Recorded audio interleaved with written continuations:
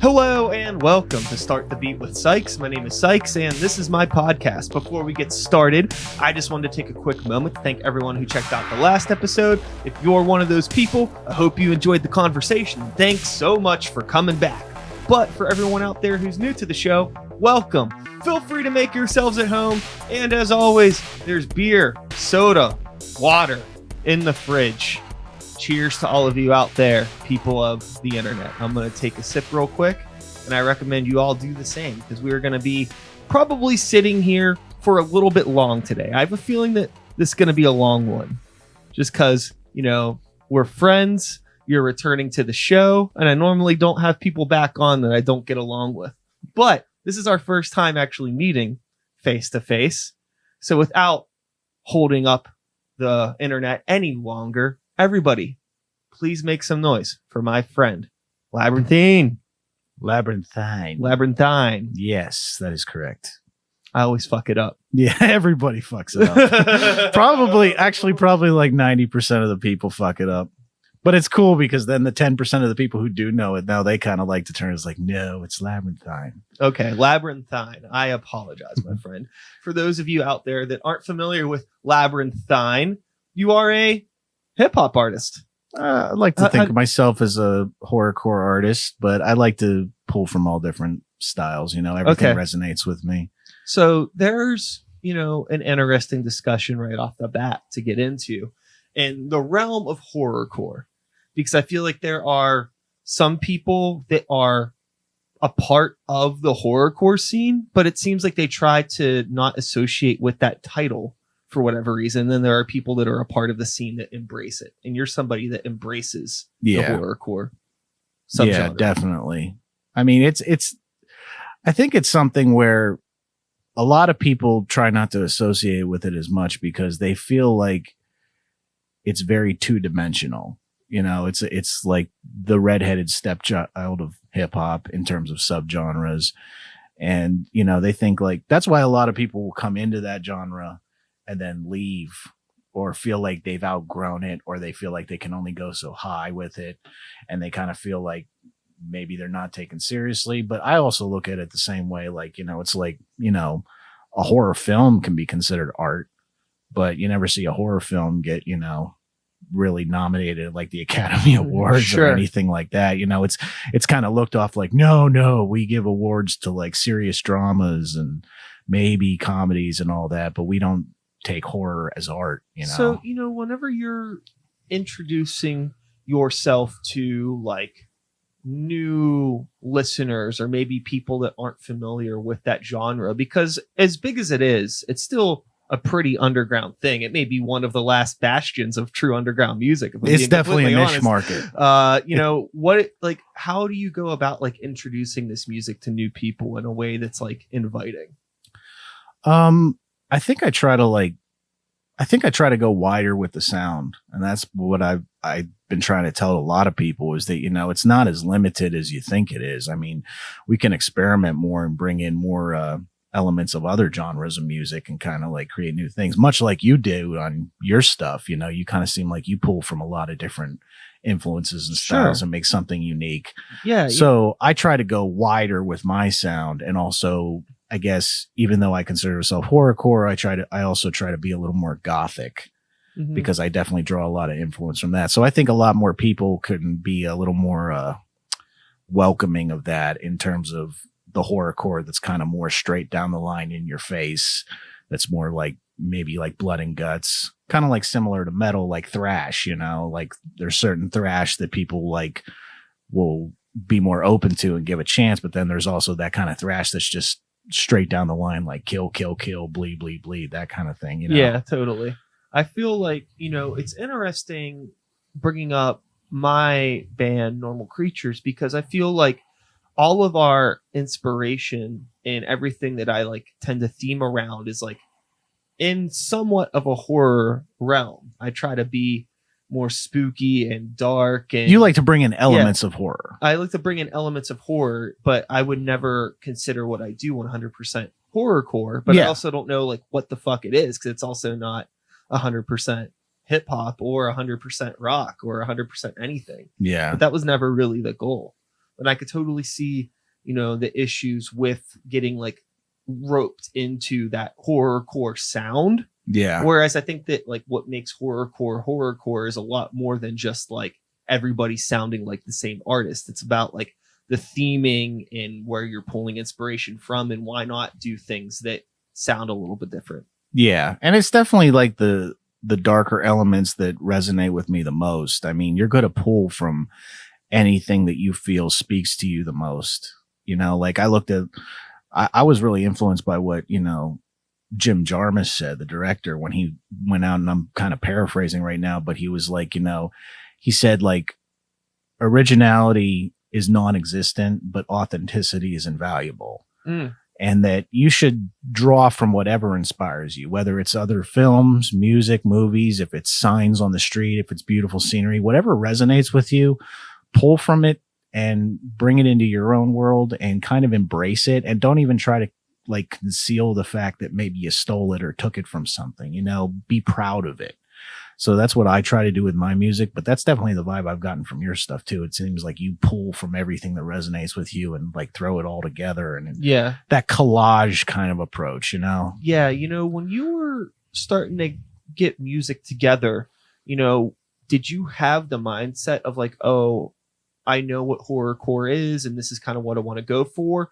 Or did you just start making something and then realize that like there's this whole subgenre that exists? It's kind of adjacent to what you were doing. No, I've been listening to this genre since I was about 10, 11 years old, and that's the thing about Pittsburgh. We're so close to like, cities like Cleveland and Detroit, and during that time period, like mid 90s, you had like Bone coming out of Cleveland, and they were doing, it wasn't horrorcore, but they were definitely like they were bringing in elements of horror into their stuff for sure. And then you had Detroit, which was bringing people out like, Esham, Nadas, and St. Clown Posse, Twisted, those kind of people that were really drawing from that dark kind of genre that really spoke to them the most. And of course that made its way down to Pittsburgh.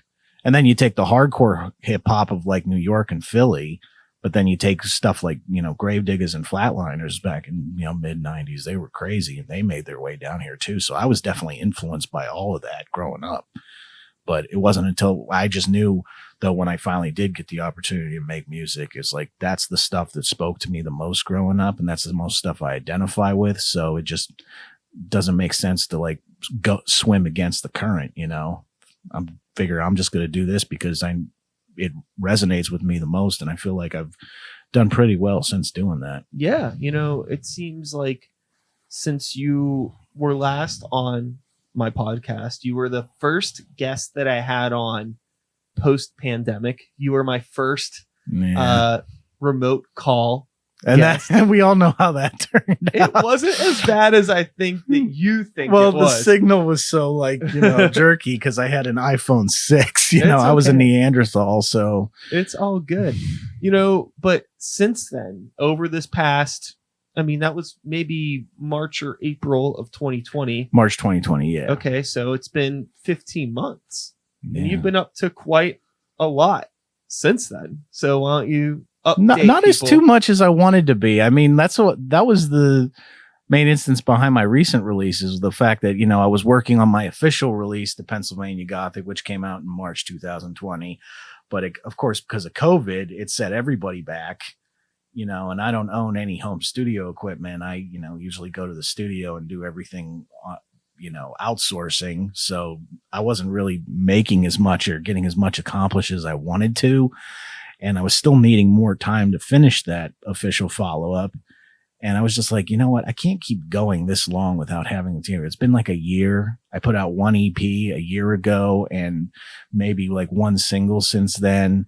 And I've got people online that are hitting me up, and then even people close to me or people hit me up on text messages like, hey, when are you going to put out some new stuff? And I'm like, man, this is taking too long. And that's just how my new release came to be. I was like, you know what? I'm just going to make this and I'm going to have fun doing it. And hopefully this will hold people over until I can get the official release out. And I was shocked at the response so far. Well, one, I think it's awesome that you have people that would bother going out of their way to pester you about new material.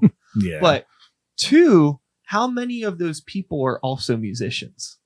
Not as many as you'd think. So, well, I mean, that's the point. I mean, I did have people who, I do music with or have worked with in the past or just gotten along with who also do music who were asking me about it too. But no, that was like probably maybe 25% of the people. Well, I mean, the reason why I'm bringing that up is because I think that other musicians understand and empathize with how long it actually takes to get something out. Like even an EP, if you don't have your own studio, if you have a job or a family or a home or all of the above, even just getting 6 songs recorded is a fucking nightmare. Oh God. So it's interesting because a lot of times people that aren't in the industry, people that don't do this, don't understand, and sometimes they could take for granted how much work actually goes into doing that stuff. Yeah, and I get kind of bent out of shape when somebody is like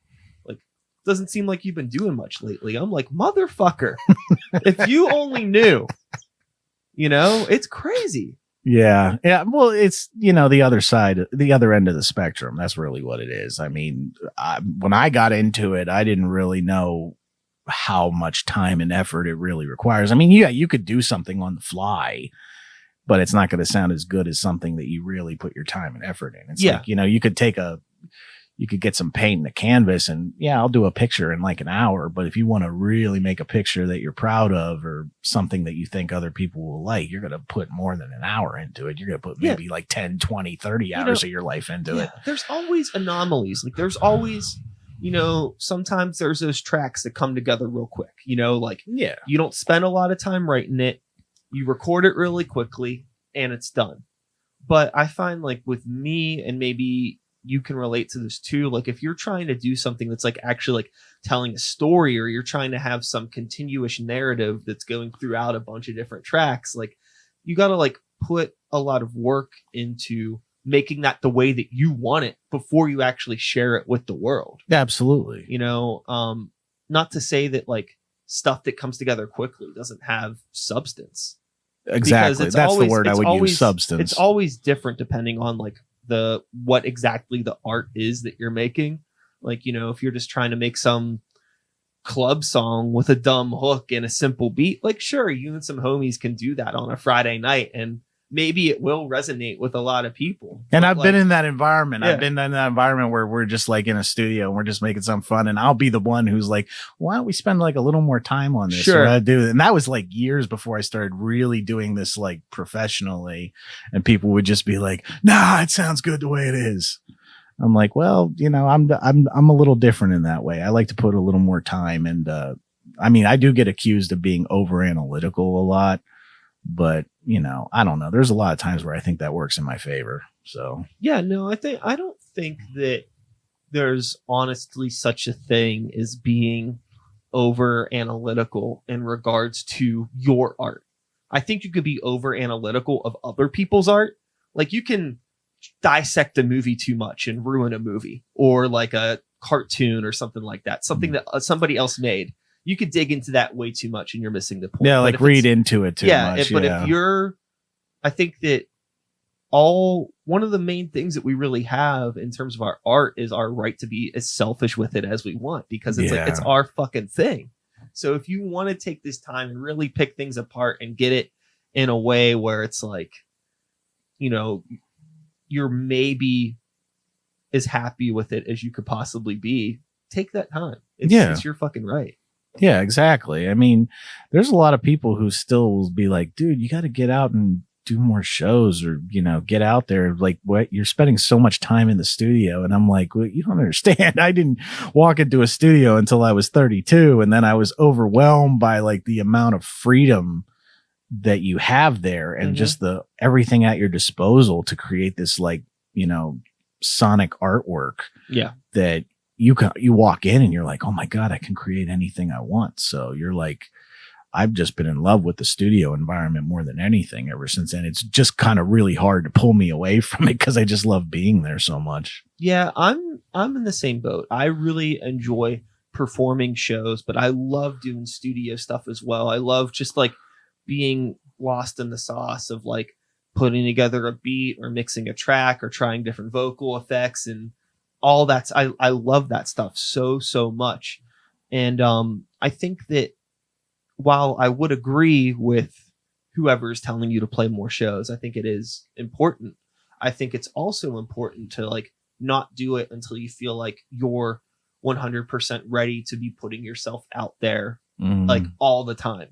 Because a lot of if you're not ready for it, you're going to get overwhelmed or burned out, or it's just not going to be a positive experience. I think a lot of times artists kind of rush or force themselves to perform shows when they're not like, I mean, they might be ready in terms of like talent and skill, but there's a whole nother like mental component to performing live that I don't think a lot of people tend to talk about or even think about, where it's like, it's really stressful and kind of exhausting putting yourself out there on a consistent basis and playing shows and booking shows and trying to do all that stuff. It's a lot of work. It's a whole nother can of worms. Yeah. So, and I'm anticipating it's going to be that way for me, but I mean, I kind of take it similar to like when you first go into the studio. That's one of the things you really don't think about when you start making music. Yeah, you take into consideration that you want to have good beats and get, you know, a place to record your vocals good, but you actually don't realize how much time and effort you should also really put into the mixing and mastering. Oh, yeah.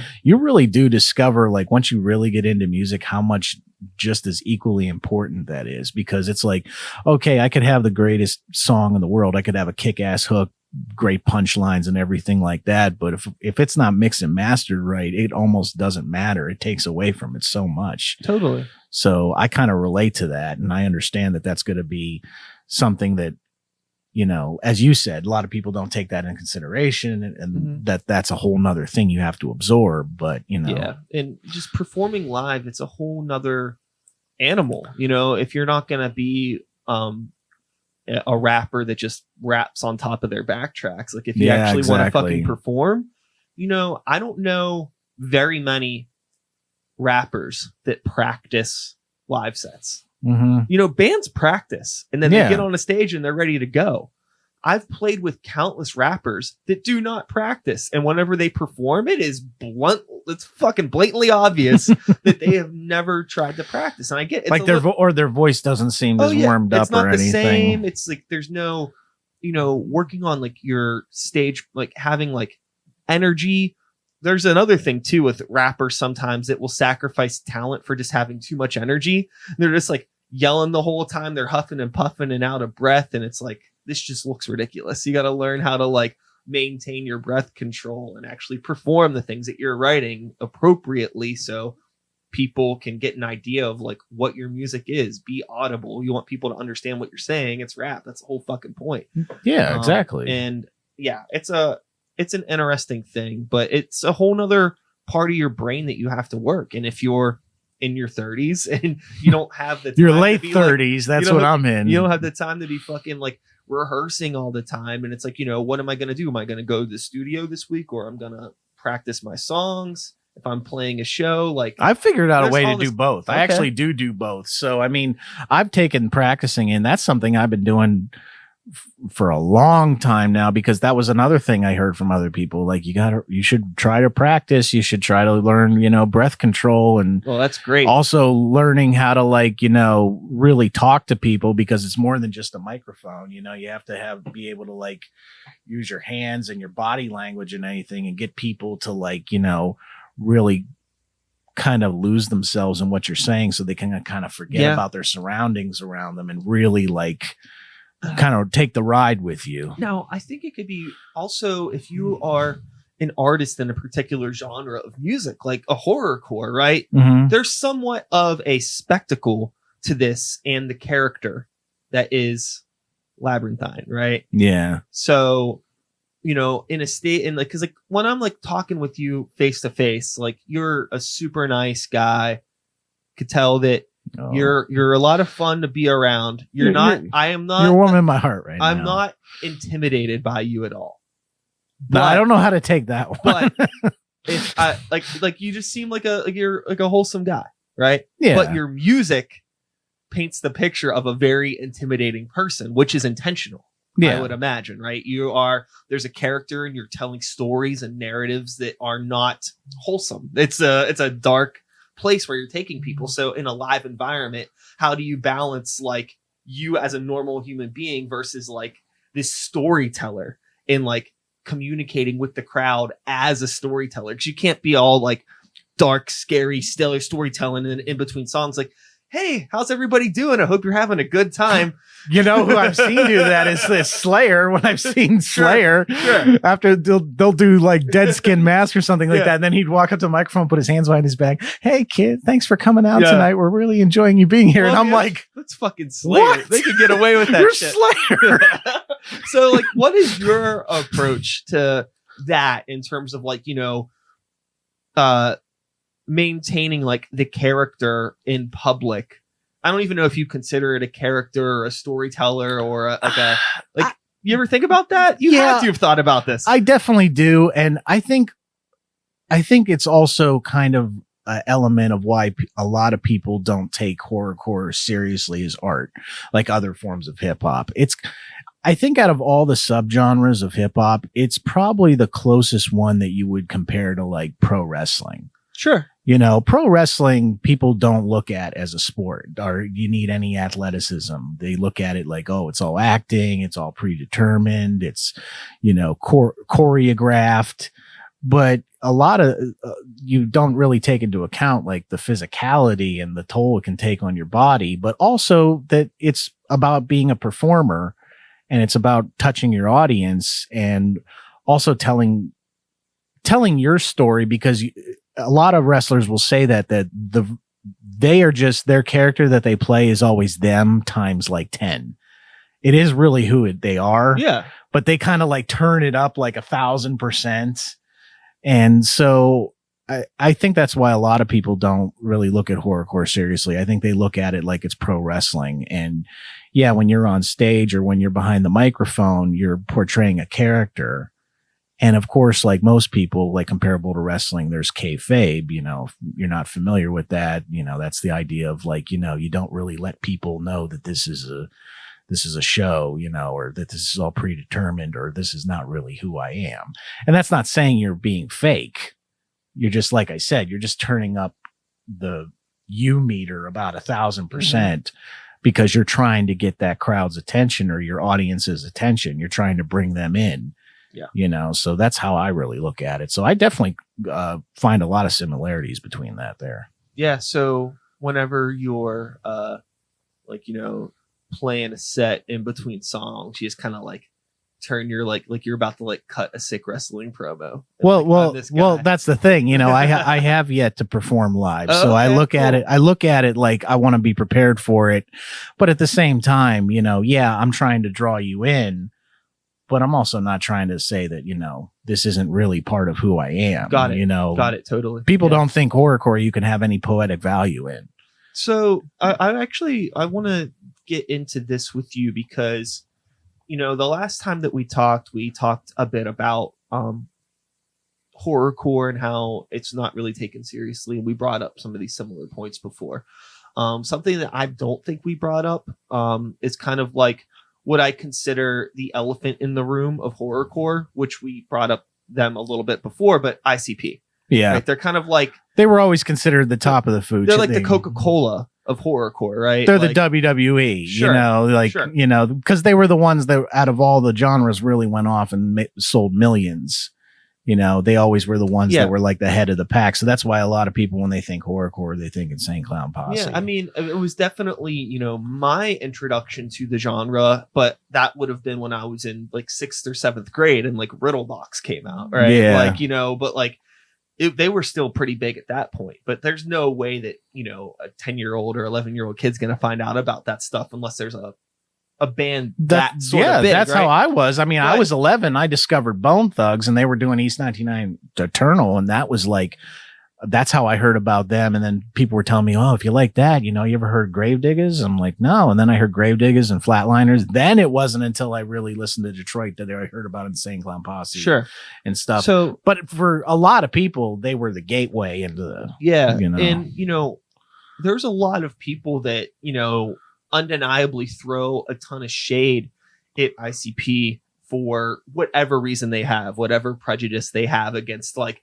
you know, it usually tends to be like people that are like, oh, like juggalos are corny or they're this or that. Like I've known plenty of juggalos throughout my life. They've never been anything but some of the best people I've ever met. Yeah. I wouldn't consider myself a juggalo. I don't really listen to ICP anymore, but I grew up with it and I don't think there's anything wrong with it. I have a lot of respect for them as entrepreneurs, I suppose. Yeah. You know, they definitely found a way to fuck up the system and do things their own way, which is really cool. Yeah. But I think that their association with the genre is probably the biggest issue because, you know, most of the time, anybody that is familiar with horrorcore from like the outside perspective, like, oh yeah, like ICP and shit. And it's like, that's not really quite, I don't know if like ICP should still be like looked at as like, oh, that is what horrorcore is. Cause I don't even think like ICP has really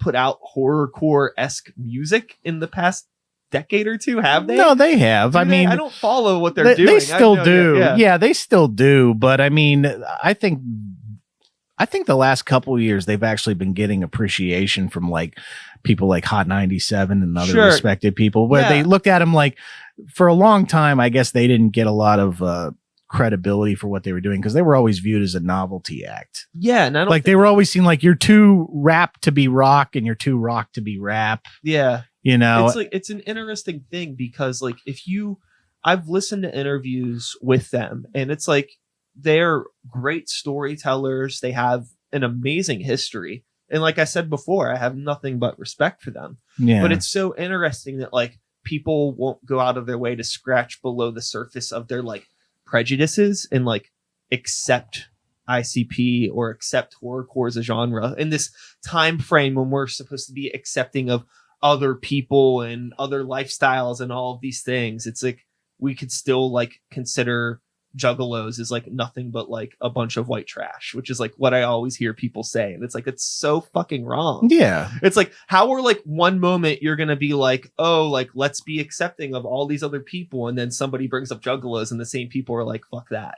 I think that people look at it because they're people who feel like they're different or they don't really fit in with a large group of people. And then when they hear this music, when they hear Insane Clown Posse's music, they figure, oh my God, this is so different and it's so out there. And it's got like this fictional mythos that they created around it that everything kind of follows into. And, you know, I think a lot of people really get absorbed by that. And that's how they'll get so diehard about it. It blows my mind. Like whenever like I totally get how that culture blew up because I was a metalhead. I was a punk kid. I was a goth kid. I was a part of so many other subgenres of outcasts, right? Growing up. Yeah. And it's like, this is just another group of outcasts. Yeah. So when like friends and like different outcast groups are like throwing shade at them, I'm like, you understand, like fundamentally, we're all the same people. We're all like, you know, again, that word, just outcasts.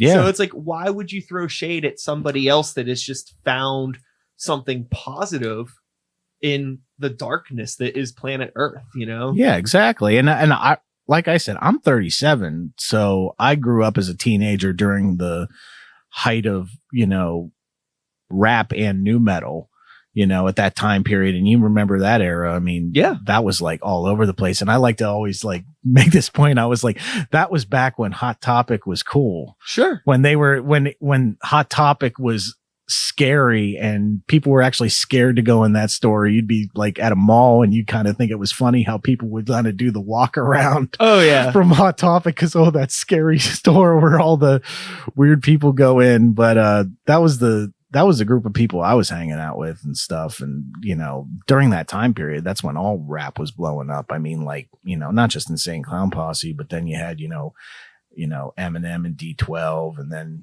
Dre was really putting out incredible stuff. And so was Snoop Dogg. So, I mean, at the time, nu metal was getting huge and rap was getting probably at the biggest height it ever was. But that was obviously back when people actually bought records and, you know, everything wasn't like, oh, I woke up today and that album just came out. It's on my phone. Let's listen. That was like back in the day when you had to go to the store and wait in line and that's the only thing I tell people about this day and age is I love technology and I love streaming and I love how everything goes forward. But I kind of miss that era of when we grew up, when an album came out and it was like an event. I don't feel like that's there anymore. Yeah, I still try to maintain that magic as much as I can. Like, if I know the band that I like is putting out an album, and if they have a release date for it, like I'll make a note in my calendar. Yeah. If I can, I'll like pre-order a copy of the record, and then maybe it'll show up and I'll get to listen to it. I'll try my best not to listen to it before I can like listen to the record. But the fucked up thing that so many bands do now is they'll release a single, then another single a couple months later, another single. They'll release like 4 or 5 singles. No album announcement. They're just releasing singles. I think they do that because they're waiting, hoping one of them will catch fire. And then when it does, then they'll run with that. Yeah. Then they'll ride that wave. And then all of a sudden you'll hear, oh, their album's coming out soon. Yeah, but then when the album's announced, all of those tracks are on the album. So it's like you've already heard half of the fucking album. Yeah. And that's kind of a bummer for me.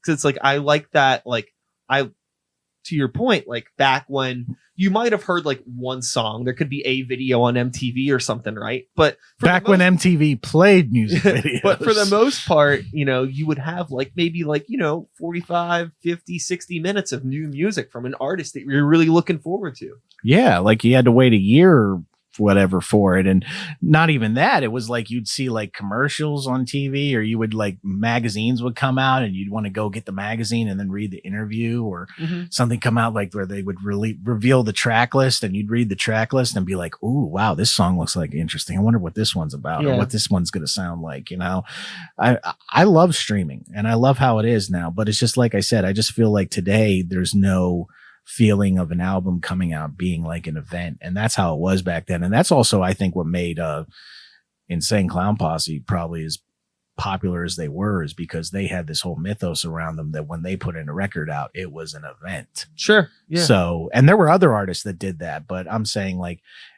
when it came to horrorcore has always been viewed as like this renegade subgenre that's like, it's very similar to horror movies. You know, it's like got the cult following. And when you find out it's coming out, you know, it's like you want to be the first one to hear it, or the first one to tell people about it, or all those things like that. With, you know, releasing music as an independent artist, because I understand the way that I like to listen to music. But then I find myself being a hypocrite, because it's like I would prefer the artists that I follow to put out like an album a year, maybe a single. I don't need to hear shit all the time. I don't want to, because I like way too much shit. So if everybody that I like is always putting something out, it's impossible to keep up with. Oh, yeah, I agree. And also, it's just too much. There's kind of this thing where, like, if there's an artist that I like and they maybe only put out an album once a year or once every other year, that's enough for me. Yeah, I like exactly. You get to take a step away from it, and then whenever you have it, you really appreciate it. I think the issue with streaming in general is that we have access to everything all the time, and somehow I listen to music less now than I did when I didn't have that access. Yeah. So it's like I always know it's there and I kind of take it for granted. So, like, you know, in terms of me like releasing music, I feel like I always need to be putting stuff out, right? And like maybe you feel that way too, you know, where it's like if you go a certain amount of time, you already brought this up, you go a certain amount of time without releasing something, you feel like you're missing out or you're missing an opportunity. Yeah, because for me, it was like a year. And for me, that, maybe if I was coming out like in the late 90s, early 2000s, or even in the late 2000s, me putting out a 6-track EP and then, I'm not able to put something out for like a year and a half. That's okay. But in this day and age, you're like, you only put out 6 songs. I feel like, you need some more material out there. Yeah, I feel you. I think that mentality really has to change. Yeah. I think that, especially with like independent artists and trying to keep up with like the social media hustle of like a real professional band that has like a PR team behind them and all of this stuff, like, you know, name like one popular artist that you really look up to, and I guarantee you they're not doing everything themselves. They probably have a whole fucking unit of people.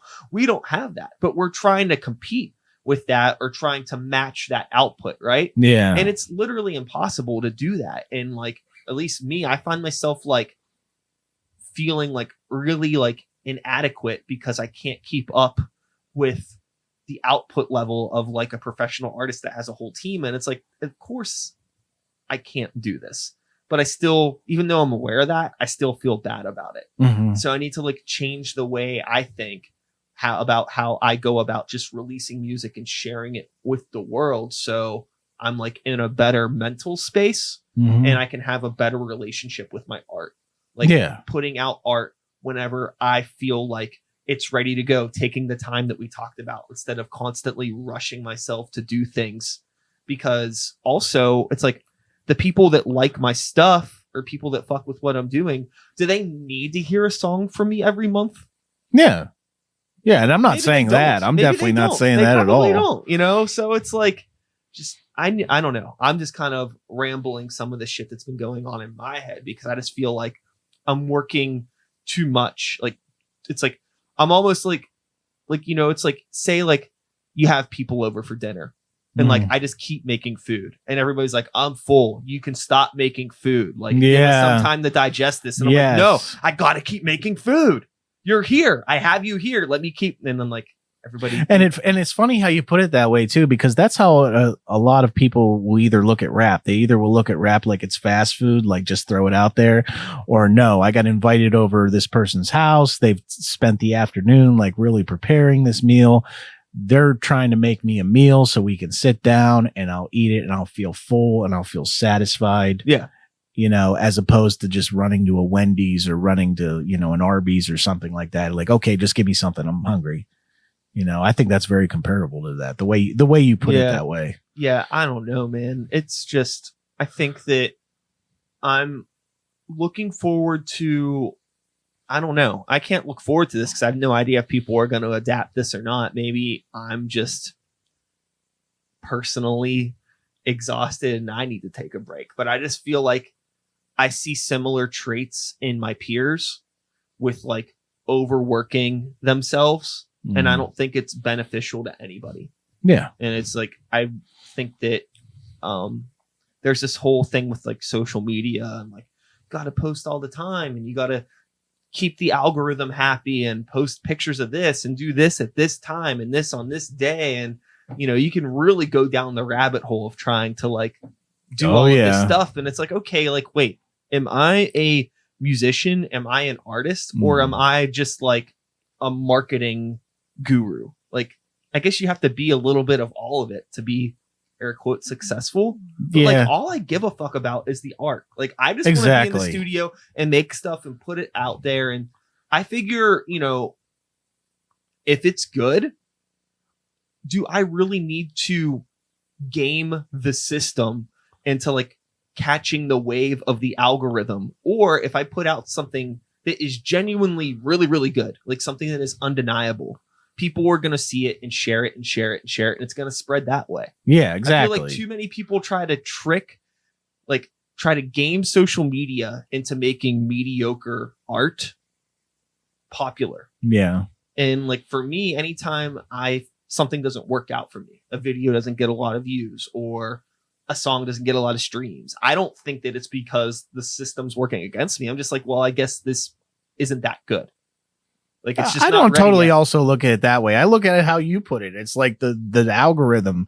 That's how it's come since like 2001. That's how it's come in 20 years. It's like the algorithm is now what's holding certain people back, you know, as opposed to how it used to be.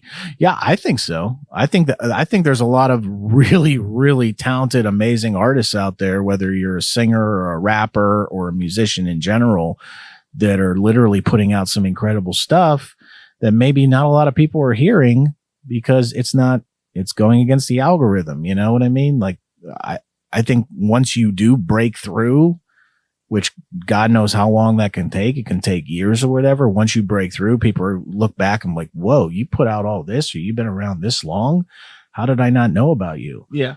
You know, and I'm not saying I know I'm going to get there, but I do know that I have met people who have heard my stuff and then would hit me up or they would hit up someone that knows me who would tell me like, oh man, I heard this guy, his name, and I saw him around and stuff, but I never really paid attention to him. And now that I actually listen to him, I can't believe all the stuff he's got out. I'm like, how did I sleep on this person? You know, I just think that's just the whole change in how it is. It's totally different from how it was 20 years ago.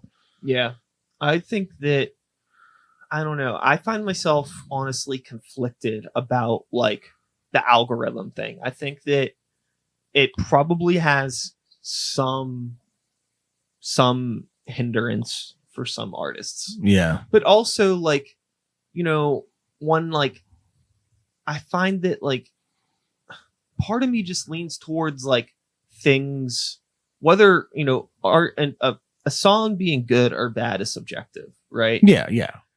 But I think what is important and what makes things blow up or go viral or gain traction is just like how relatable they are to the listener. Because yeah, ultimately true. a song is a conversation between you, the performer, and the audience. And I think that if you just have something that connects with enough people, it's gonna blow up. Like, yeah, like Lil Nas X.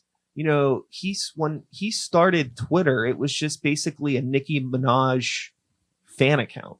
Yeah. And he started posting he started doing a couple little songs, did some TikTok thing. I don't think that he was planning or doing any sort of social media strategy to game the algorithm to get stuff out there. It's just for whatever reason, what he did connected with a ton of people. And now it's like, it became a big thing, right? Yeah. And I think that, not saying that we should all be trying to write the next Old Town Road, but it's like, okay, you see stuff like that happen. Like a lot of time, the artists that I see that have gotten really, really big, or they have something that blows up, it blows up out of nowhere. It tends to be artists that don't seem like they were really trying. Yeah, yeah. But then there are countless artists that I've talked to on the show, or people that I know that are trying to do everything right and trying to tickle the algorithm correctly, but it doesn't seem to work out.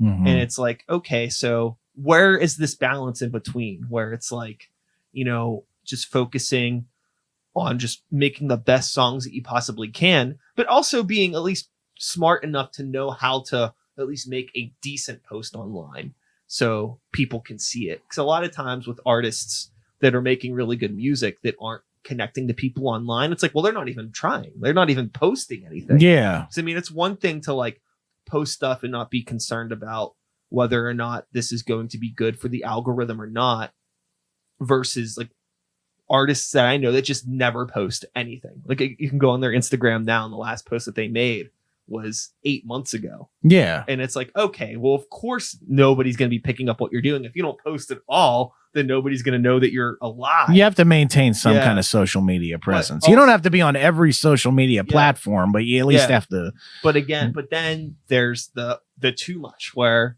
I mean, there's people that I know that, I mean, love them to death.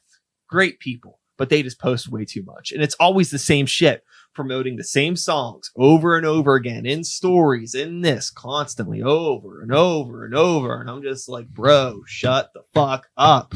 We know it's out.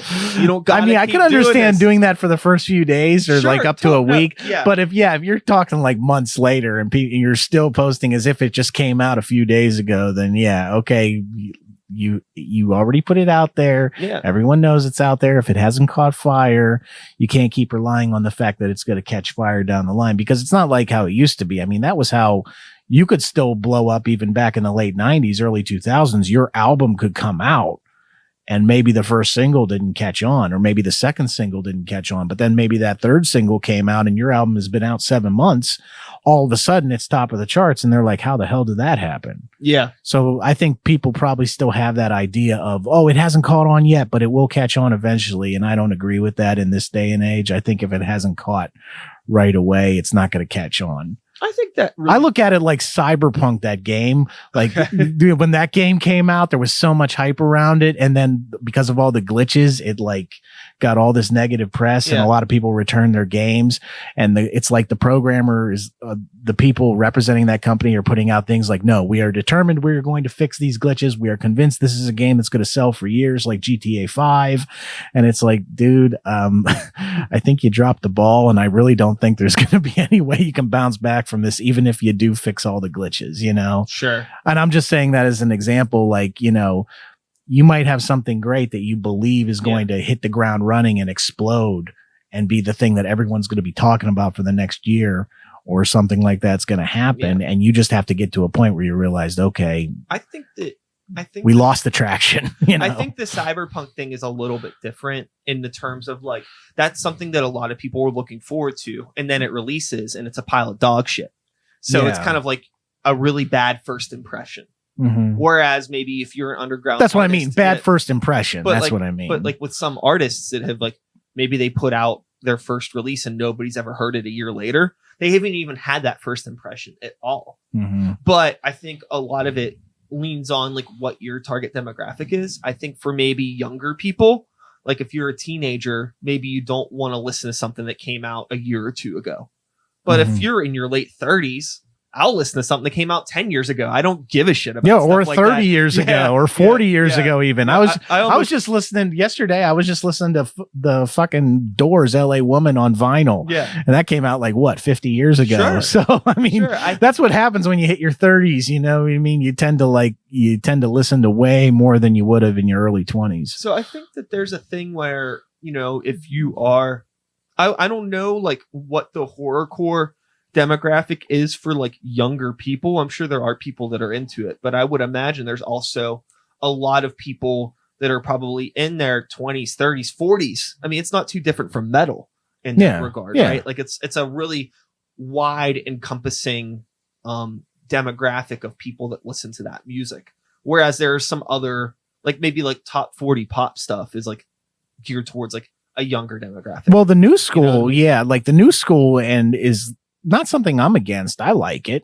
Is like what really people, even though they don't like that term, a lot of people say that the kids today getting into horrorcore are actually now getting in because of artists like Suicide Boys or Ghostmane, or Bones. You know, that new style where it's like it's trap music, but it's almost done with like a early 80s punk approach to it. That's what I was talking about at the very top of this conversation when I was saying like, you know, how do you're somebody that embraces the horrorcore genre, whereas like a lot of these newer bands that are coming out, like you mentioned, you don't really hear them attaching that genre because there's a stigma to it. Exactly, you know? That's what I was talking. They're worried that it's going to because of Insane Clown Posse, them being ahead of the pack for years, decades, them being, you know, viewed as a novelty act. Now, everybody, if you do horrorcore, they assume that you're a novelty act, that you're not really putting yourself into the music. You know, everything you're doing is just an act. It's not really who you are or anything like that. And I'm like, you could accuse people in gangster rap of doing the same thing. You can do that with any genre. I mean, Ice Cube was going to University of Arizona studying to be an architect when he was writing "Fuck the Police" for, you know, Straight Outta Compton. So, you know, I mean, that's how I look at it. The same thing happened with nu metal, you know, like there's, you know, nu metal kind of got boiled down to like, oh, it's all Korn and Limp Bizkit and Korn. Yeah. Right. Because of TRL and Linkin Park. Yeah. And, you know, over the years, I mean, even Linkin Park kind of distanced themselves from it. If you listen to the last couple Linkin Park records, they're not really nu metal records at all. They're more just straight up rock records. With Chester took over the majority of the vocal stuff, and Mike Shinoda would seem to be more just doing music and production with an occasional vocal. That's why I love when he did that Fort Minor record. Yeah, it was a really cool in record. 2005. That was seeming like that was around the time where it seemed like they were kind of trying to step away from nu metal, and I guess he created that group so he could do, you know, more rapping and stuff like that. You know, but I think that, you know, there is, and this sounds funny and people will laugh at me. Some people will laugh at me when I say this, but I think there's a highly artistic quality to nu metal there's a huge potential there, but there was a stigma for so long, like after, you know, all of the Korn and Limp Bizkit shit faded away. But there was a lot of really cool artists in that genre that never really got the recognition that I think they should have. Oh, definitely. Because of just that stigma. And now, like, we finished writing a new Normal Creatures record, not Nightmare Arcade. The past 6 months, we wrote another album. A whole new album. And it is like pretty much, it's pretty much a straight up nu metal record. Really? Yeah. Oh my God. But I mean, you know, oh my God. It has like, I would say nu metal was probably the biggest influence, but it still sounds like there's shit from everywhere. You know what I mean? And that's what I love about your stuff. You kind of like me. You like to pull from everything, and you like to be different and unique, as opposed to being, trying to apply yourself to the masses. Yeah, and I think that maybe in a similar way to you, in the way that you approach horrorcore, that's how I'm trying to approach, embracing this new metal stuff with this new material that we're working on, because like this is music that I grew up loving, and I feel like there is a really cool potential to do something with this genre that nobody has really done, and I could do it by pulling the influences from bands that I grew up listening to that a lot of people just missed out on because they weren't all over MTV and the radio, and like filter this into like this new thing that I want to do. Just be very like unapologetic about like, I know that this is going to seem corny on the surface to a lot of people because I'm attaching this subgenre to it. Mm-hmm. But if you give it a chance, I guarantee you this is going to be something really unique, and there's something for everybody in it. I'm not saying you're going to like it, but I don't think it's going to be like what you expect to hear. Yeah, and I do feel like new metal is kind of making a comeback the last few years. Yeah. Like I remember when it's not because I'm trying to make an actual example, was like when I was in the studio with Raina Z, and we were talking about doing a song together or something. They were telling me about how they loved when I Prevailed did the one song where they actually had a rap. And it was drawing from that new metal era. And I was like, oh yeah, man, I would love if we did something like that together. Or you hear a group like Bring the Horizon, they're definitely influenced by the new metal era. And if I can say so, I think they're embracing it more than other people. And that was the cool thing about the new metal era. It was kind of like all these bands were actually trying to help each other. It was like everybody loved trying to like bring you out on tour with them, or guest on your album, or talk about you in an interview. There was so much camaraderie back then. And I noticed that even as a fan, like reading magazine interviews or seeing interviews on TV or whatever, I was like, man, there's so much camaraderie. And that's what I missed about that era. It doesn't seem like there hasn't been that since then, until like the whole Suicide Boys, Ghostman era. There seems like there's a lot of rappers now with that style, and they're all kind of like having a camaraderie and banding together, which I think is cool. Yeah, it's cool to see that. Because when you think of like those artists that you're bringing up, I would say that their main demographic is probably teens, early 20s. They're doing more youth-driven stuff, and it's cool to see people in that demographic being into it. Mm-hmm. But you're going to have this issue where, I'm in my mid 30s. Mm-hmm. Right. So, visually, I don't know or think that many teenagers want to see me performing music. Yeah. I know what you mean. It's like, it's a weird thing, because it's like, I feel like I'm making music for other weirdos that are my age, my peer group. Right. That's, and how many 30 somethings can I expect to come watch my band play? It's like you want to target the youth, but like figuring out how to do that and still like maintain a proper balance. Yeah. Like still saying who you are, but at the same time, you're not trying to completely like, oh yeah, no, I'm not trying to fucking like, start dressing like a 20-year-old kid and be like, I'm one of you guys, right? Like I'm going to be myself, but like, I don't know. I guess that goes back to that, Jim Jarmusch quote about authenticity. Yeah, it's invaluable and originality is non-existent. Anything that you think is original, it's been done one way or another. Everybody pulls from something that resonates with them and creates something all of their own. If you're able to create a product that is authentic, I think it's going to transcend age and race and gender and all that stuff. Like if you're just doing something that is really cool, people will latch onto it. So I just need to focus on not worrying so much about being anything other than myself, and people that are going to fuck with it are going to fuck with it. Like you can't force people to love you. Yeah, right? Exactly. That's why the genie doesn't grant that wish. You can't do it. But I will say that I was very mind blown when I did Pennsylvania Gothic, last March. I was like, March 2020, I did a lot of experimentation, and there's definitely a lot of me pulling from a lot of different things that resonated with me. And I kind of approached it like, okay, if I make this and this is the only thing I ever put out professionally and I never put out anything again. At least I know I put out something I like. I was blown away by the people who were hitting me up like, man, this sounds so different. It sounds so cool. I love this one song. And I'm like, really? You love that song? I'm surprised. I didn't think anybody would like it because I was pulling from everything. I was pulling from everything from rock to new metal to folk to even Celtic music. You know, because I grew up all listening to that stuff. So I kind of put all the elements of everything I listened to into a lot of those songs. So I was surprised when I had people like in their like early 20s hitting me up thinking it was dope. I mean, it was kind of, you know, definitely a rewarding feeling to know that you could be as old as you are and you make something that someone that young actually thinks is cool. No, I think that, you know, whenever I heard all the stuff, I was impressed by it.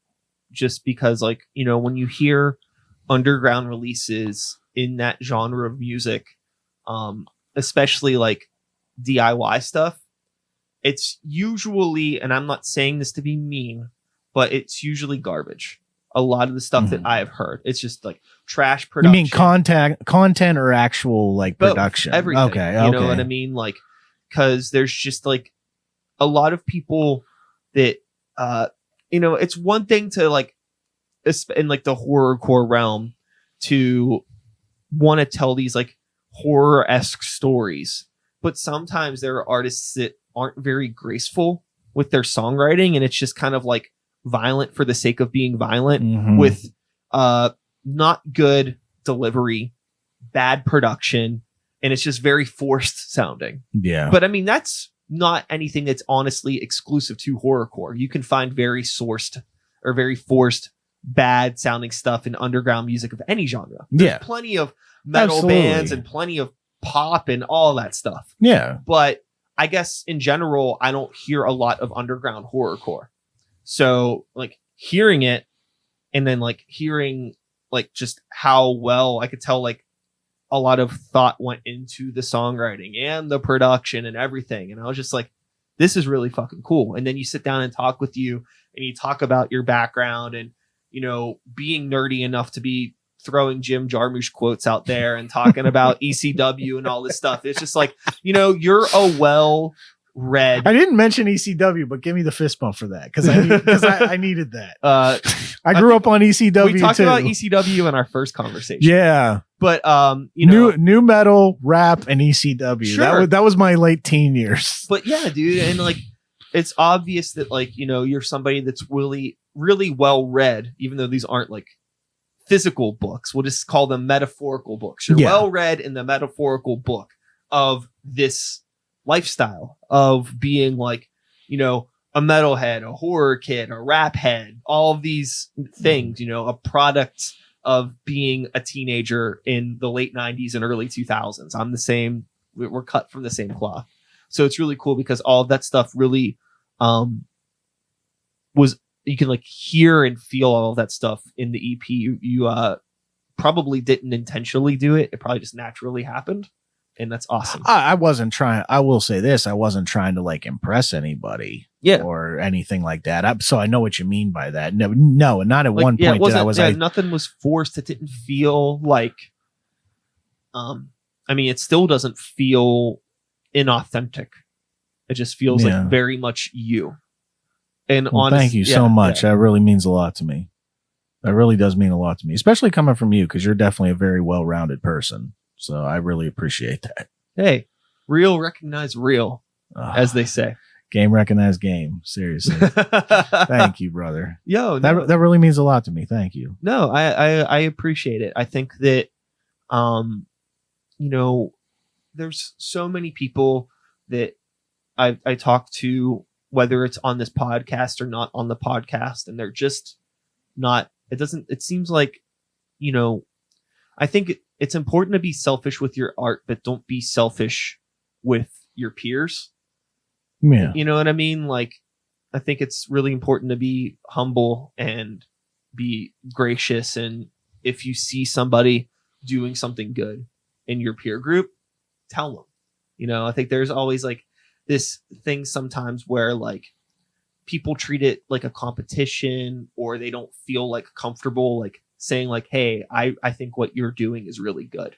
And I don't know what that is. If it's an ego thing, a self-esteem thing, maybe a mixture of all the above, right? Yeah. Artists are sensitive fucking turds sometimes, Yeah. right? But I think that it's really and important. I have to say though, there are some times where you may get a compliment from another artist, but you kind of might not take it as you would from somebody who's a fan of your stuff, because you almost like you get the vibe from them that they're saying like, "Hey, good job," you know. Oh, sure. You keep at it, kid. You'll be as good as me one day, you know. And Yeah. it's kind of like that empty kind of or like appreciation. And when it's different from a fan, like, "Thank you so much." I mean, you tend to take that more to heart than you would just some artist giving you that empty encouragement. I had so there was a recent episode of my podcast, and anybody that hasn't listened to this episode, I highly recommend it. It was with a comedian named Jeff Fieldhouse. It was in the past couple of months. It's recent. And I was asking him about being in the comedy scene and what is it like, what's the camaraderie like between comedians? Because like in the music scene, it could be kind of fucked up sometimes because there's a lot of fakeness.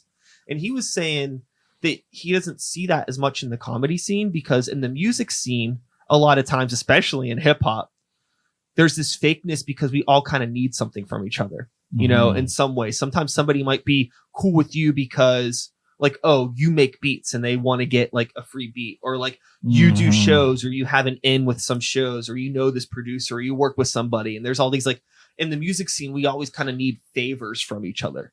But in the comedy scene, they don't need that. Like, they don't really need each other. All they need is themselves, and they go up on stage and they do their shit, and they don't need to fucking make friends. Whereas in the music scene, it's like a death sentence if you don't make friends. But a lot of people make friends for the wrong reasons. It was a really, really interesting conversation. He digs into it a lot better than I did, but recommended listening for anybody that wants to listen to something after this conversation. Well, I definitely will check out that one. I definitely will check out that one, but I know what you mean there, because I have a couple friends of mine who grew up who actually did, you know, go through the whole independent stand-up comedian circuit.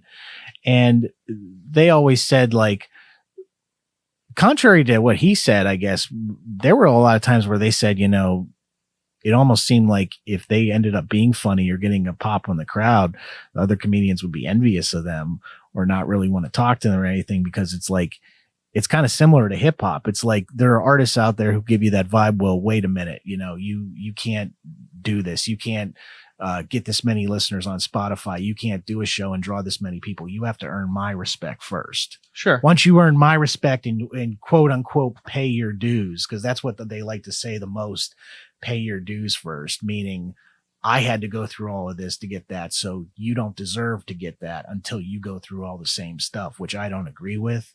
But I just look at it like that. You know, it's like there's going to be those people, whether it's in stand-up comedy and music or anything, that are going to like want to like help you out or embrace you or bounce ideas off you or encourage you to do things. And then there's going to be the other people who are going to be like, no, you have to go through this first and earn my respect before you can go do all that other stuff. And I just don't agree with that. Yeah, no, I don't fuck with that energy either. I think that it's really easy when you're starting out and you don't know people to maybe you get roped into that sort of a scene because you don't know anybody else, and maybe you don't understand that like things aren't supposed to be like that.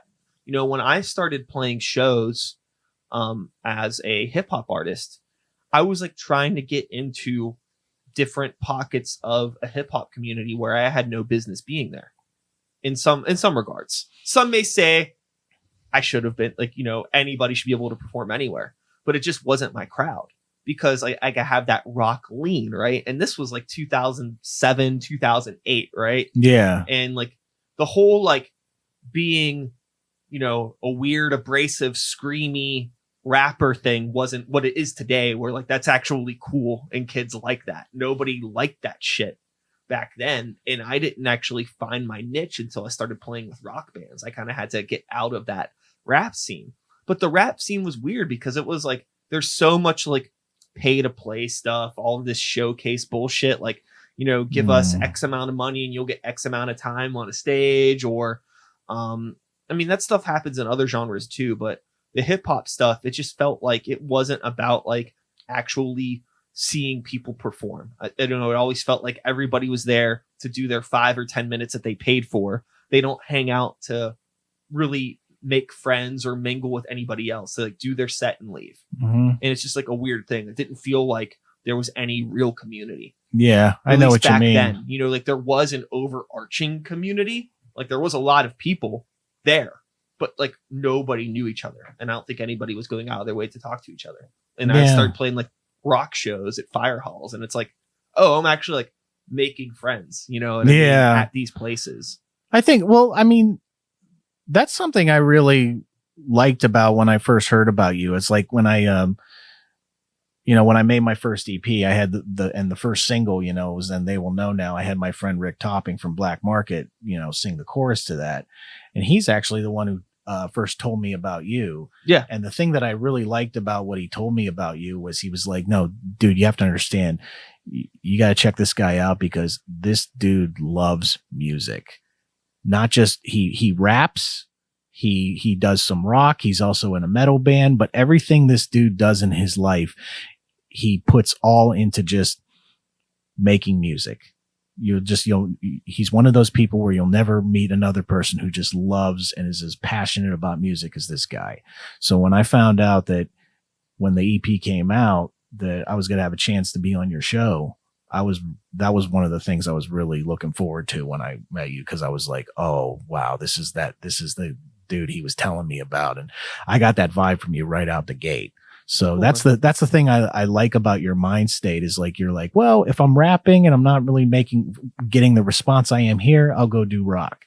If I'm not getting the response here, I'll go do metal or I'll do all three because I just love making music in general. And that's the vibe I've gotten from you. It's one of the things I really love and respect about you. Thank you. I think that a lot of times too, it's really easy, you know, as an artist to like, you know, pigeonhole yourself and be like, well, like, okay, like I'm a horrorcore artist. If I can't find horrorcore shows to play on, then I guess I'm not going to play any shows. And it's like, fuck that. Go find a punk show to play on. You know, well, that is the hard part because you do horrorcore and it's like when I did have a show, I was supposed to go to Texas for this one show, but because of COVID and a situation that happened, I couldn't fly to Texas. And I was really bummed because this was going to be a pretty big horrorcore show that I was going to be on with some other artists that I really like and respect. And it was going to be, I know I was going to have a fun time, but I couldn't go for that reason. And then a friend of mine who I told I was bummed at, I was like, well, just, you know, get on a show up here somewhere. And I'm like, well, you don't understand, dude. Horrorcore is a very niche market.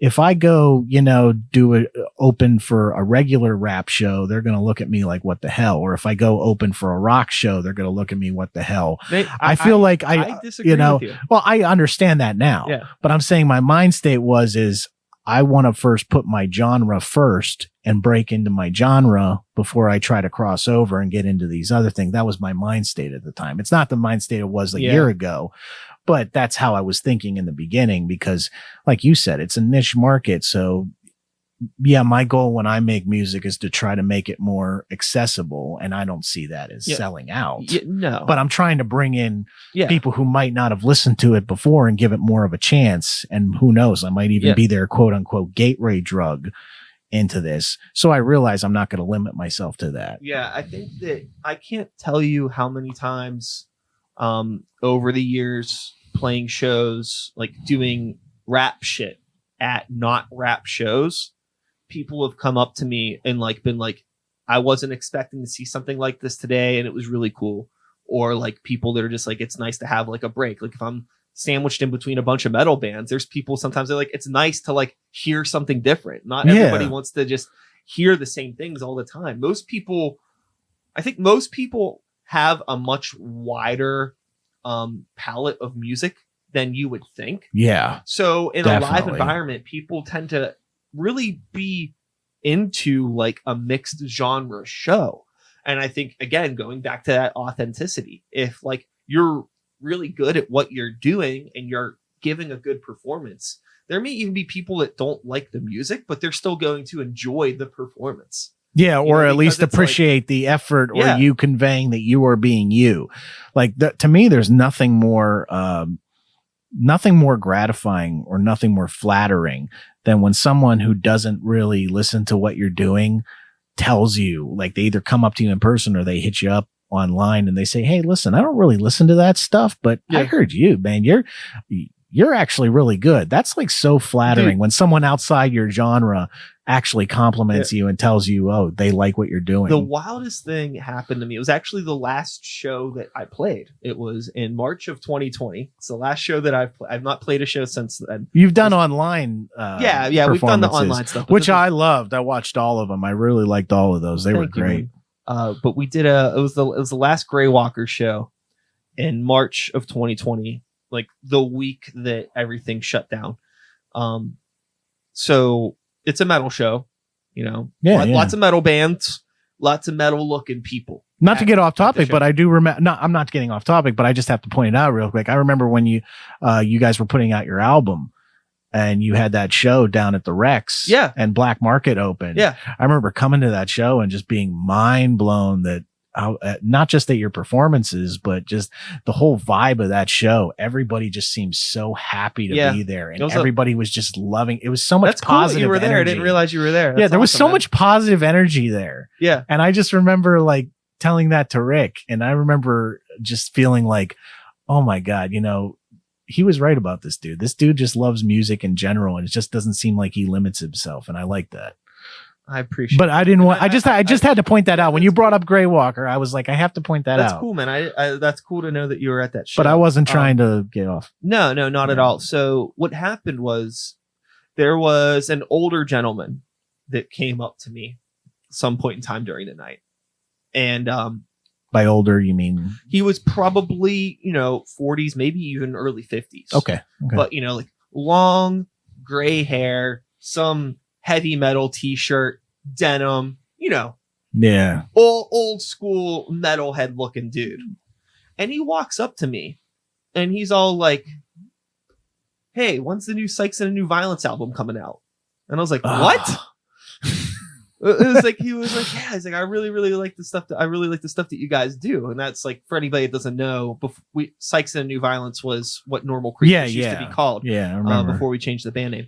But it was so fucking wild because like I never in a million years would I have expected like this old, he almost looked like a biker, like an old metalhead biker dude, but really, really nice. And like, yeah, you would never think that. But again, people really enjoy different things. We played a show in Oil City once as Sykes and a New Violence, and a very similar situation. An older gentleman came up to me that had like a bunch of denim on after we got off stage. He's like walking up to me and I'm like, oh fuck. Like, because like I've had situations where like people talk shit. It happens. It's inevitable. And like what the fuck are you doing somewhere here? Out there, because we were playing with a bunch of rock bands and shit like that. Yeah. And this guy had a very thick accent that I'm not gonna do, but it was had a drawl to it, and it was like a little southern drawl. Yeah. Okay. And he was just like,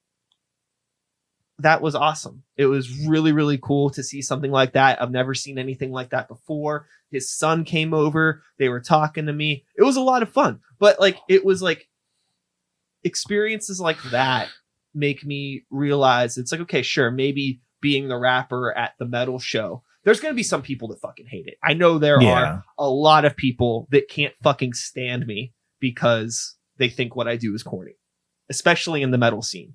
There's definitely some people that don't fuck with me or fuck with Grey Walker because I do the rap shit.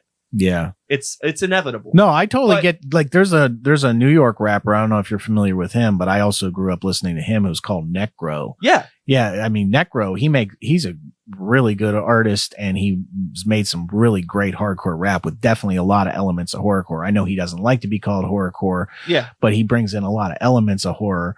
I remember hearing him talk about how he went on a tour with a bunch of metal groups, and he was the only rapper there, and he got so much hate, which he couldn't believe because, he had a lot of metal legends guested on his album. Yeah. Who all were like doing interviews and going out and saying how they were excited about this record and how different and cool he was. And he just got such overwhelming hate for that. Yeah. So I I think it's great that you're the kind of person who can do shows with like all rock bands and be the only rapper on the show and actually get that kind of positive response. Yeah, I mean, because it definitely doesn't happen for everybody. Yeah.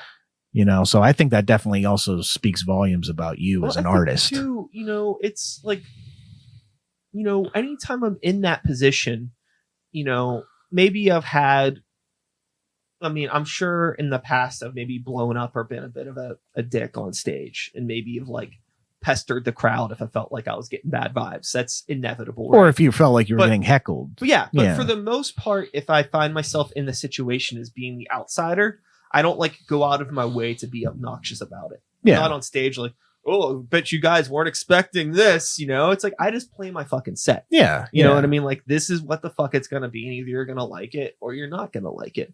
And I think maybe part of that too is just like after doing this for so long and you get older and you understand that there are more important things in life than whether or not somebody likes you. Like, I don't need any more fucking friends. I'm 36 years old. What the fuck do I need more friends for? Mm-hmm. Not that I don't mind making friends. No, I know. But you know what I mean? Like, I'm not trying to really like impress You're not trying to anybody. force it. You're not trying to force it. Yeah. I don't need you to like me. If you don't want to like me, please don't. It's fine. Yeah. But I know exactly what you mean. I hope you enjoy what I'm doing. Yeah. You try to find ways to like, again, with being a performer and trying to connect and communicate with an audience, I want to be accessible. I don't want to like go out of my way to do things where I'm like intentionally like trying to push people away. And that's what's weird is because, it's like, I like using the word accessible, and there are a lot of people who don't like when I use that word because they associate that with selling out, which I don't see that way. I mean, selling out is if I'm purposely trying to make something pop. When I say I'm trying to make something accessible, I'm trying to make it so I can bring more people in. I mean, because you're looking at a genre that you love so much, that you have a passion for, and you're watching as it's kind of like depleting. And it's not because of necessarily popularity. It could just be from a bunch of different things. It could be from an artist getting a lot of bad flack or, something else happening, but it starts to dwindle. And of course you're going to want to try to bring more people in. And they're like, no, you can't do that. I'm like, no, I want this stuff to keep going because I love it. And I know there's a kid out there who probably is going to discover it and be like, oh, thank God. I'm so glad I discovered this. Yeah. And like, also, the term accessibility doesn't have to have any effect on the art itself or like the core moral compass of whatever the work you're trying to do is. I think that with making something accessible, it's just being very aware that like nobody's going to listen to your music or fuck with you if you don't have something to give them. Like if they have nothing to take with them and make a part of their life, they're not going to listen to your music, right? Like even some of the darkest shit that you've seen, right? Like whether it's like a real crazy artist or like a really fucked up movie or something like that, it was still accessible because it was able to tell a story that you were able to understand and digest in a way that it became like part of your being where you're like, oh, I fucking love this. Like, there's accessibility doesn't necessarily directly relate to things being like more family friendly or more like PG or things like that. I think that it's just more about like opening up the doors to let as many people in as possible, but still being yourself 110%. Yeah. I mean, and there's times where as an artist, especially there's that a lot of people don't understand in hip hop. It's not always like you wait to get the beat and then come up with the song idea and write the song. There's a lot of times where you'll sit and you come up with a song idea or a story or a message that you want to tell and you don't have anything for it yet. And your mind state is okay, this is the story I want to tell. This is what I want to say. This is the message I want to convey. How do I really convey it and reach hopefully more than just a few people? I could go into it and be very straight down the line and do like the stereotypical run of the mill standard genre song, or I could try to go a little farther with it. I could go wider with the sound. I could experiment more. I mean, there's songs that I've done where I could have just gone straight down the line and done something very, simplistic or predictable. And I wasn't trying to be unpredictable for the sake of being unpredictable, you know, which is like that kind of like David Lynch thing, or I'm just going to be strange for the sake of being strange. Yeah. It's like, no, I'm trying to tell this story or convey this message to you in a way that's not predictable, so you really absorb it, as opposed to just going straight down the line. So I totally get what you mean by that. Yeah, it's like nobody really wants to watch a movie if they already know like what's going to happen. Yeah, right? or they So, know like, the blueprint. yeah, You know, you know, like there's a like, you don't- blueprint certain movies follow. Yeah, but it's like it's weird finding because like also like if we go from movies to food, there's a reason why like cheeseburgers work. Like you don't really fuck with the cheeseburger concept. You know what I mean? Like it's you can fuck with the toppings a bit, but for the most part, a cheeseburger is a very simple thing, and nobody's ever mad to eat a cheeseburger. So, you know, with music, it's like finding that way to like make the best tasting unique cheeseburger. Yeah. I know what you mean. Cause I like or taco. Remember or we had that discussion about tacos. Sure. I think that, you know, there is a real power in being accessible. I also think there's a real power in simplicity, which is another thing that a lot of people that are especially like artists don't want to, you know, like, oh, things shouldn't be simple. Everything should be crazy. And it's just like, you know, think about like you're trying to bring your music to a lot of people. It just needs to be digestible. Yeah. Digestible. You know, like, you know, just because like I can eat the hottest hot sauce in the world doesn't mean that I'm going to just give it to a bunch of other people and assume that they can hang. Like I like some weird shit. I like weird music. I could do some really weird off the chain stuff. Like, but like, I don't know if that's like how I would want to like 100% present myself to the world, because I don't want to be like, I don't want to be something that is a challenge for people to listen to or to get into. Like I want to make songs that are like easy to listen to and easy to understand. I want the point of the song to come across. Yeah. I really liked when I heard that about when Dave Grohl did an interview when he was talking about when they were doing Nirvana, especially during the whole Nevermind era. They said when they were writing that record, the whole point was making simple songs. Yeah. And they said if the song got too complex or too, you know, intricate, they would just scrap it, you know, because they were carried about like, let's make simple songs with a message that resonates with people and hopefully reach as many people as we can. And they definitely succeeded in that. So there is power in simplicity. And I will say this on those recent songs that I put out, there were times where I did just go completely simple with it, as opposed to my usual style, which is being intricate and having a lot of texture. I mean, that's of course my name because, you know, Labrynthine, labyrinth, maze, like, you know, so because I always tend to be intricate, and a lot of people would tell me that, you know, listening to your stuff is like a maze. I have to go back and listen to it a few times and realize, oh, I didn't even realize you rhymed here, or oh my god, I didn't even realize you were talking about this or making reference to this, which I like.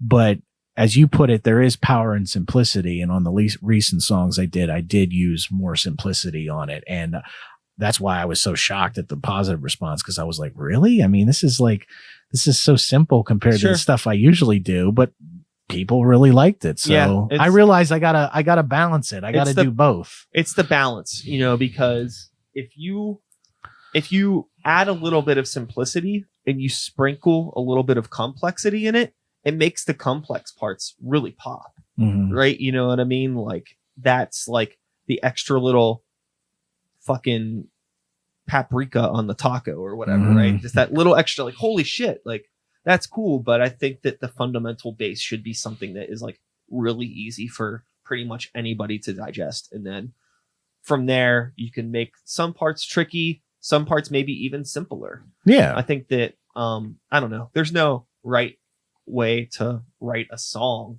Yeah, exactly. You know? But I think that, you know, like always trying to be, whether it's like being like, I want to be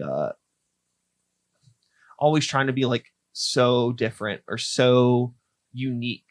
I mean, it's kind of impossible to do that. I would just kind of suggest embracing your influences not being afraid of accessibility or simplicity.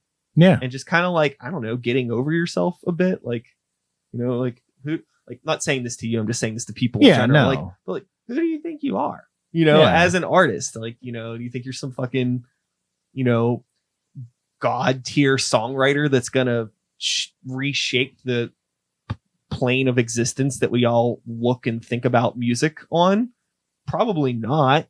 Well, it's like what you brought up before about Yeah. you got to be humble, even whether you're around other artists or in fans. I mean, that's something that I've always strived to be, and something that I've, taken pride in. The fact is that I don't, as much as empowering maybe my music will be for me, I don't ever try to act like I'm better than anyone. And that's weird though, when you do that stuff and then people do kind of like think like, oh, you think you're so cool, or you think you're so great. Look at you. You think you're in this music video. You think you're so much better than me, or you're on this show, or you're doing this song. You think you're better than me, don't you? I knew you back when you weren't doing anything. You're not as cool as you think you are. And I'm like, well, I'm not saying I am. Sure. I'm just saying that I'm being me, and I'm doing what makes me happy.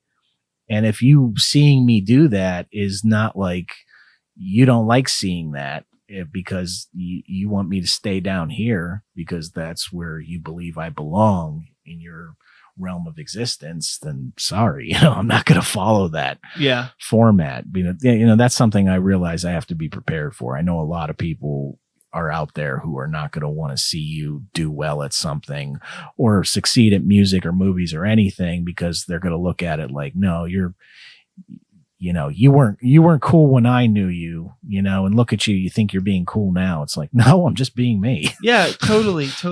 Like, there's people that I was in high school with that, whenever we graduate high school and some kids go to college, and there was like this weird falling out and like this weird like attitude that like some of my friends had with me, where like for whatever reason they assumed that like I didn't want to be around them, or like I had better things to do because like I'm this artist guy now, and all I care about is like doing music and shit like that. And it's like, I'm still a fucking dork. Yeah. Like, I don't know why, like, you're like, it's like, are you like projecting your insecurities onto me? I don't know what's going on here. Like, I don't know. I don't know how I've ever, I mean, maybe when I was younger, I could have been a little bit more cocky with my attitude in my early 20s. Maybe. I mean, yeah. It's my God-given right to be cocky in my 20s, right? But but for the most part, I didn't think that I was somebody that would rub anybody the wrong way. And like a lot of my friends just like were kind of weird about like my taking this music shit seriously. And I mean, these were like kids that would like your creative pursuit. like, there was like, in high school, we were all like, we would like hang out, we would go to the mall together, we would write joke rap songs together and all of these things. And then like after high school, it's like, oh, like I'm going to do this. And like none of those kids ever came to any of my shows. They all lost touch, with me. And it was like anytime, like it was like this weird like distance that I felt like they put between me and them. But like the thing that's even fucked up about it is like, like I might be friends with like one or two of them on Facebook still, and they're all still fucking friends and they still hang out. Yeah. You know what I mean? Like it's not like the circle like broke. It's like I was like ostracized almost for some reason. And, if I ever would like happen to run into somebody like at a comic book convention or something, because that's the shit that we did in high school. We all still do that. Like, I'm still the same fucking dork, right? There's like this weird like hesitance to like want to like I just you ever like run into somebody in public and you could tell that they don't want to talk to you? No.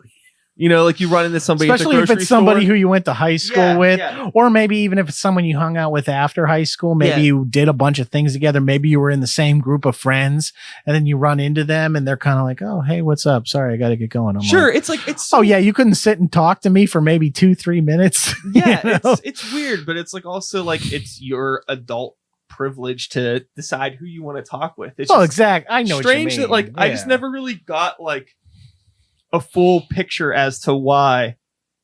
Like, what did I do? Yeah, exactly. What did I do? Just because I'm doing music, you think that, oh, I think I've got better things to do, or I've got cooler people to hang out with, or like, oh, don't you have this? I'm like, oh, why would we invite him to like our game night, or why would we ask him to go meet us at this place? It's he's got something cooler to do. I'm at this comic book convention looking at Ninja Turtle figures by myself. I do not have anything else better to do. Like, what the fuck do you think I'm doing? Like, and that's like the reality of it. Yeah. You know? So I don't know. I agree. I mean, it's just, and I will say this, that mind state definitely filtered into my newest songs. Like that whole mind state of feeling like, oh, all of a sudden the people I thought I was really cool with are not really cool with me anymore. Yeah. I'm kind of more isolated than I thought I would be at my age. And it's not that I'm lonely. It's just I'm kind of, you get shocked that like, wait, how come these people don't want to like talk to me anymore? How come these people like kind of like give me the brush off? You know, what did I do? What did I do? I'm making, how come it happened when I started making music? All of a sudden, nobody's returning my calls or my text messages or emails. There's this thing too, like so many people that I know do this shit to me, and it makes me feel bad and it annoys the shit out of me. So to any of my friends watching this right now, I'm about to ream your fucking asses out on this shit. Stop assuming that I'm fucking busy. Like everybody all the time, like they'll just be like, hey, like if you're not like, if you ever have the time, would you want to do this or that or this? It's like that's how they'll open it up. Like, you know, I know you're busy and stuff like that. I'm like, it's like, yeah, I am busy. But like the thing that I always tell people when this comes up is like, look, the whole reason I started making music and making art and sharing it with the world, right, was because I wanted to find like-minded people. It's like I'm more concerned with like making friends and building relationships than I am about like my art being successful. Yeah, that happens, like really moving units or selling a ton of merchandise or doing a big nationwide tour. That's not that you wouldn't be happy if that happened. Yeah, but that's not your primary goal. It's about meeting people like you, right? Yeah, and it's really easy to get lost and forget that. But I try to remember that, and I try to let people know that it's like, I don't give a shit. Like, okay, like if nobody hits me up, yeah, I'm going to fucking work on mixes all night. I'll do that. But if you want to fucking hit me up and go get a fucking beer or go get tacos or do something, chances are I'll probably drop whatever I'm doing to make that human connection, because that is so much more important to me than the art that I'm doing. Like the song that I'm working on, it'll be there when I get home. Yeah. It'll be there tomorrow, you know, but like those limited, like we only have a very limited time on this planet. Like, you know, there's a good chance that like I'm going to expire before any of the files on my hard drive do. Yeah. So it's like, let's just take advantage of what we can with the limited time that we have. And if I don't fucking get that song out, who the fuck cares? I have hours upon hours of music that have already released into the world. I'm not like, and you feel like it's going to outlive you. Yeah. It's going to outlive you. Totally going to outlive me. So, you know, to anybody that, you know, even if it's not me, if you have friends that are artists and you feel like they don't have the time for you, it's like, reach out to them. Because a lot of times it's like, I don't go out of my way to reach out to people or invite people to do things. And that's probably my fault. I should be better about that. Yeah. Initiating the conversation. Yeah. But, because it's not a one-way, it's a two-way street. Yeah, totally. It's like, just don't assume that like your artist friends are that busy, because they're probably not. They're probably on their phone trying to figure out how to get their Instagram strategy and tickle the algorithm and making bullshit posts that they don't need to be making. Invite them out for tacos. Get them away from their fucking phone. They're gonna be much better off. I just want to say, if my friend Steve is watching this, I know when we did the last interview and we talked about tacos, that resonated with him. If we're making you hungry for tacos right now, we have succeeded in our mission. Hell yeah, dude. Because that's what we set out to do when we said this. We said, make sure when we have this conversation, let's talk about tacos as much as humanly possible. So I hope you're dreaming about Taco Bell right now.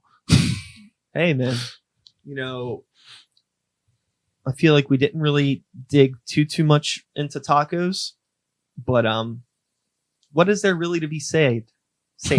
What is there to be said that hasn't already been said?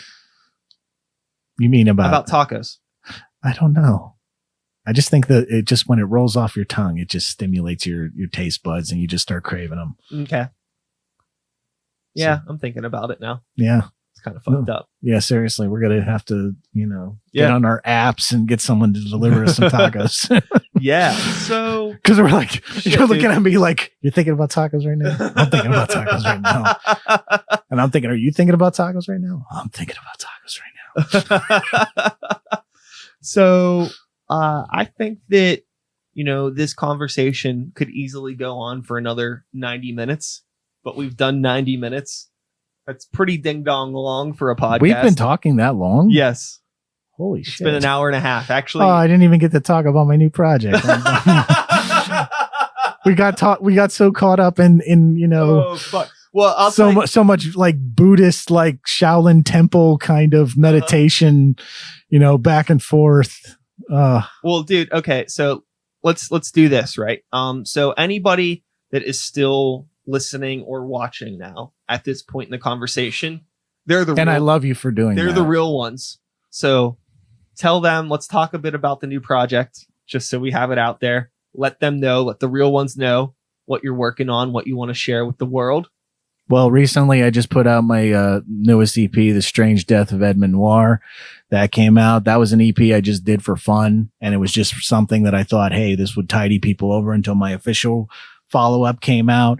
And I was just surprised by the response it's gotten. And I'm very happy with it. But at the same time, I'm looking back on it like, wow, this previous project, I invested probably like 50, 60 hours of my life. I did this one project in like maybe 8 hours. And you like that just as much as this one. So that blows my mind. But that's what you point out is sometimes the power in simplicity and the power in just not overthinking it. So that's something I put out that I'm really proud that I did and went over well, because it definitely was a good mental exercise for me and helped me get a lot of emotions out. But my official release, Doom Poet Found Slain, which is the official release to Pennsylvania Gothic, that's looking to be ready and out by the beginning of fall. But between then, by either the end of June or the beginning of July, I have a mixtape coming out that's once again produced entirely by Jay Reno, who produced The Strange Death of Edmund Noir. It's called Summer Night Ghoul, and it was just meant to be another free 4-track, mini EP just to hold and tidy people over. But I was so overwhelmed by the whole approach that I took with Strange Death of Edmund Noir that he just kept sending me beats, and I kept writing, and not overthinking it, not over being analytical, just knocking them out. So I decided, rather than a free 4-track EP, just put this out as a mixtape. So I got that mixtape coming out. It's called Summer Night Ghoul. And once again, I hope that's another release that people are just going to like to just sit around and maybe drive and listen to when they're in their car, or put their headphones on and take a walk. That's why I love doing what I do, because I love that idea of that's what the person listening to this is going to do. Like, I'm going to go take a nice relaxing drive and listen to this on my way to work, or I'm just going to go to the park and take a walk and listen to this new project. Awesome. So that'll be out soon. So I'm glad I was able to talk about that. Awesome. Thank you for You're coming very by. welcome. Do you want to for anybody that doesn't already know where to find you on the internet, you want to drop those social media handles or whatever, Spotify, whatever the fuck you want to drive people to? Well, I'm on YouTube right now. It's Labrynthine Rap, LABRYNTHINE. That's my YouTube account. My one music video, And They Will Know Now, is on there, but I have other videos and stuff on there. I'm just saying if it's easier for you to search that way. I'm on Facebook. I have the same account, Labrynthine, but I also have my personal account, Benjamin Labrynthine Grave. And then I have my Instagram, Labrynthine Rap, Instagram. And those are really the only social media platforms I use. I know I should probably get out onto some more, but primarily Instagram, YouTube, and Facebook. That's really where you can find me. That's plenty enough.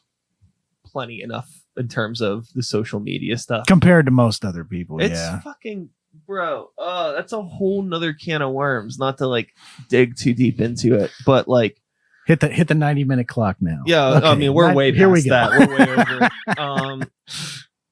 So with the social media shit, it's the only time I've ever been mad that I'm in as many projects as I'm in, because like, you have like a Facebook and an Instagram and a YouTube and a Twitter for one project for like Normal Creatures, right? And then I have my personal, then I have Greywalker, and then I have Some Faith, and then I have the podcast, like 5 or 6 things times 5 or 6 social media platforms. It's like 30 accounts to manage. That's a whole nother job. It's like, kill me. Just fucking kill me. It's like, no wonder. Like it's so much. It's so fucking much. But it's fun. I love sharing my things with the world. I try not to complain. There's people that have much more serious things to dig into. Well, I can't wait to hear that new Normal Creatures record eventually. I mean, the fact that you told me that's new metal influences in there is I can't wait to hear that, because I loved your first record. Thank you. It'll be a bit, we're playing our first show in July, and we haven't gotten to play any of the songs off of Nightmare Arcade live. We really haven't gotten to promote that album at all. That could be in Pittsburgh, that show? It's in Greensburg. Okay. The first Pittsburgh show that we're playing Millville Music Fest. Okay. That hasn't been officially announced yet. But I mean, I don't care what the fuck they're gonna do. Sue me. We're playing the outdoor stage, Gap Park. We're headlining it. Okay. So I think it's like 8 or 9 p.m. We're the last band playing the outdoor stage at Millville Music Fest, Saturday, August 7th. That's awesome. So that should be fun. I will be there. Yeah, that'll be tight. I'm really looking forward to that. That'll be our first Pittsburgh show in a while, playing the Nightmare Arcade stuff. So only reason I'm bringing all that up is like the new stuff that's going to be silently happening in the background. It'll probably be a while before we actually release anything, because we technically really haven't done an official release for Nightmare Arcade. I guess, it's on the internet and we had a live stream, but playing shows is a whole different fucking animal. So, okay. Less about me, more about you. Thank you for coming by. Oh, no, it's a pleasure for me, because you're educating me too. Because I loved your new record. I loved Nightmare Arcade. I really loved the diversity, and I loved the music video too. Thanks, man. That video was really cool. I really loved the opening. That, for whatever reason, it just reminded me of those like 90s PC horror survival games, and for whatever reason, just the graphics on it and the way you were and you carried yourself in the video, that's what it reminded me of. And I just love that, because I'm an old school head like that, and that's how my mind works. So I'm like, this is dope. Thanks, man. I appreciate it. So I'm going to do an outro. This is what an outro sounds like. And that is all, folks. Thanks so much for being here. I'll be back again next week with another episode. And a different asshole. Same time, same place, same channel. You know the drill. My name is Sykes. You said you wanted to kill. Yeah, be killed. My name is Sykes. Start the beat. 2021. Whoop, whoop. Thanks for listening. And we're done, my friend. That is a podcast. I am so sorry I kept you on. I didn't realize we talked that long. Literally. I'm so sorry. What did I say when we sat down? I was like, this is going to be a long one. I know it's going to be a long one.